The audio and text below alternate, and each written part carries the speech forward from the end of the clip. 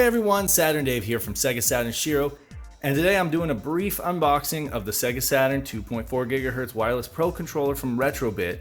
This is the long-awaited analog control pad that we've been hearing about for the last couple of years. We've seen it at PRGE. It's now finally in our hands, and I'm going to do a brief unboxing in addition to an article and review and everything like that, but this is just to kind of show you guys what you get in the package, what you can expect, okay? First off, I want to show you that compared to the previous wireless 2.4 gigahertz control pads, the packaging is basically the same size. However, there is one caveat that I want to show you. With the previous control pad, we did get this nifty carry case, which was a nice touch. And I've actually personally used it, taking the controller to conventions, putting it in my luggage. I don't want to get the controller scratched up or, potentially ruined or crushed by something else. You can put this carry case. Although this carry case presents an additional cost that I guess they weren't able to include in this new package because they needed to keep these controllers at 50 bucks basically. They wanted to keep it under 50 bucks, and so in order to do that, they did away with the old plastic carry case, which was a really nice touch. The new controller does come in a nice solid cardboard box, but it's worth mentioning. It's worth mentioning the difference in packaging. It is kind of a bummer, but it's not a deal breaker. Definitely, I'm happy. I think most people will be happy that they spent the extra money on making the controller better. It does just immediately, like in the hands, it feels very solid.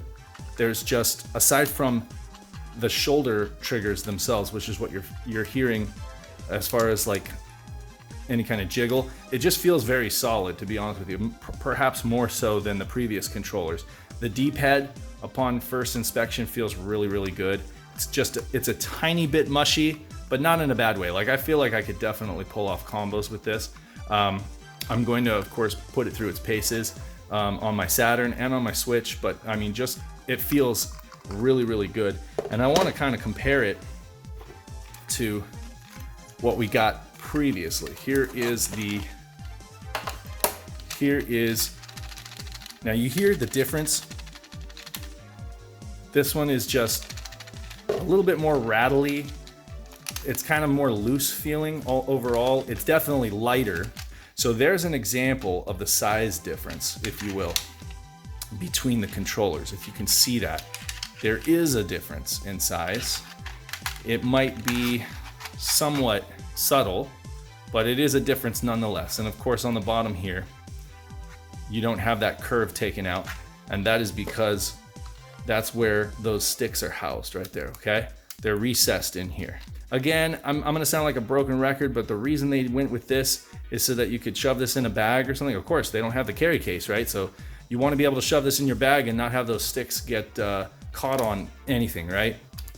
So that's one of the reasons why they went with this. Also, because this controller is going to be focused on use for Switch, PC, Android, Mac, all that stuff, they went with the really familiar Joy-Cons, I guess, rather than some full-size PS2 style or PS3 style sticks. I'll go ahead and peel off this film here so we can get a nice clean-looking controller there. And yeah, so in addition to the pad itself, which is powered via USB-C, you can see the last one right here was a micro USB. They've gone with USB-C now, which is pretty much the standard. And you have, of course, the home, select, start, X, Y, and Z, ABC.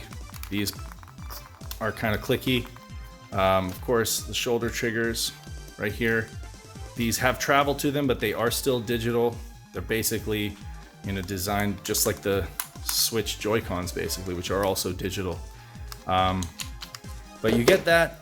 You get the included Saturn receiver. This is how you're going to pair it with your Sega Saturn. And if you want to use the analog mode, you are going to press and hold Start and B.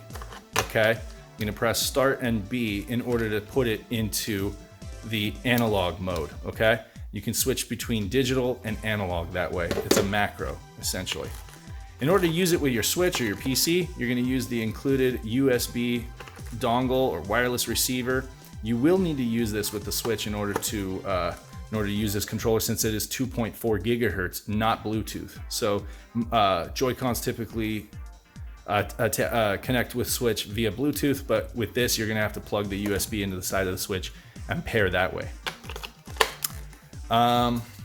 Also, you get this instruction manual that kind of breaks down the button mapping table, and it also talks to you about charging and pairing. And this does work with the Sega Genesis, but requires the V2 Genesis receiver, which you can buy separately.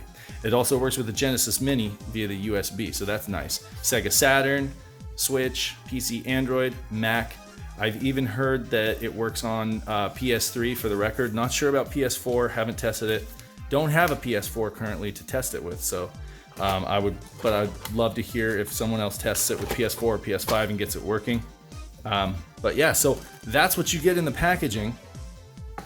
And we are going to put this thing through its paces. Oh, I did want to show you that I can confirm that this is not going to work. I kind of hoped that it would. I was thinking, oh, wouldn't it be great, you know, if I could get this to fit? No, unfortunately, it does have the cutaway right there, and it's just not going to fit no matter what. So unless I were to take out this entire thing and kind of, you know, cut out a piece of foam and put that in there, which you totally could do if folks want to do that. But that would be more of a DIY kind of situation. So figured it was worth mentioning that you can't do that.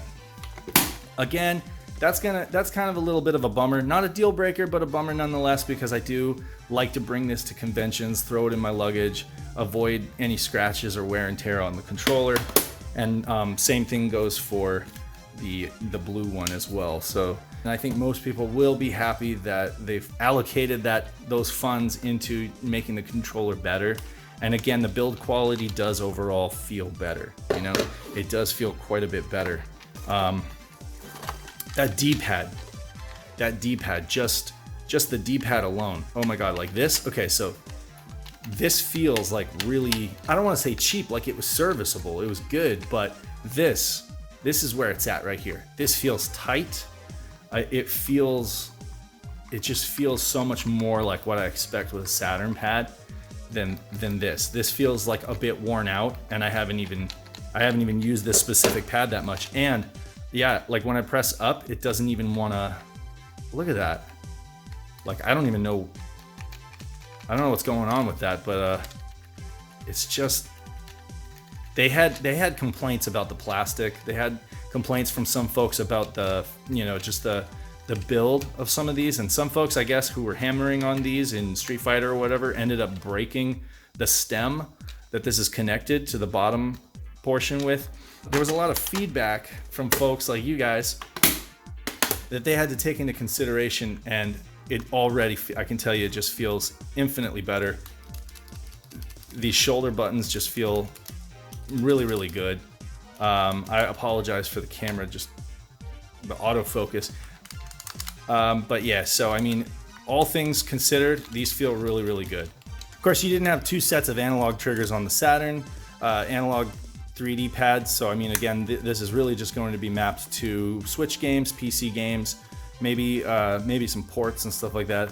It'll be interesting to see. I think definitely that this controller is positioned primarily as for use with PC emulators and Switch, but I think that the primary market for this, and the most people who are going to be buying this, are going to be buying it for Switch or for PC, to be completely honest.